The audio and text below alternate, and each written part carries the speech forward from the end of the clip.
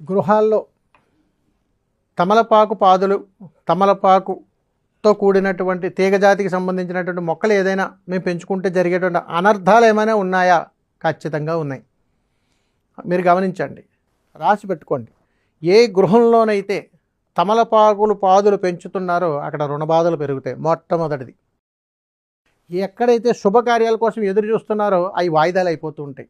ఎక్కడైతే ఉద్యోగ ప్రయత్నాలు చేయాలని అనుకుంటామో నోటి దాకా వచ్చి పక్కకి వెళ్ళిపోతుంటాయి. ఏమిటబ్బా ఎన్ని ప్రయత్నాలు చేసినా ఏదీ కావటం లేదు, ఎందుకు అయి ఉంటుంది అని ఆలోచిస్తుంటారు.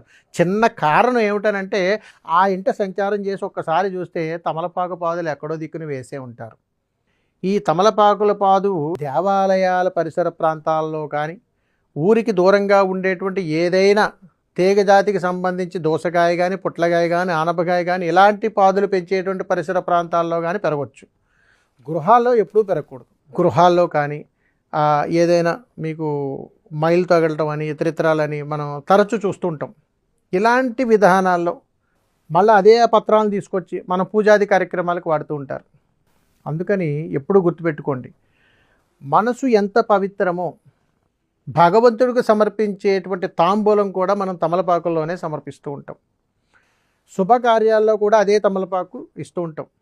కాబట్టి గొడవలు, కొట్లాటలు, విపరీతమైనటువంటి భయంకరమైనటువంటి శబ్దాలు లేనటువంటి ప్రాంతాలలో మాత్రమే అది ఉండాలని ఉంటుంది.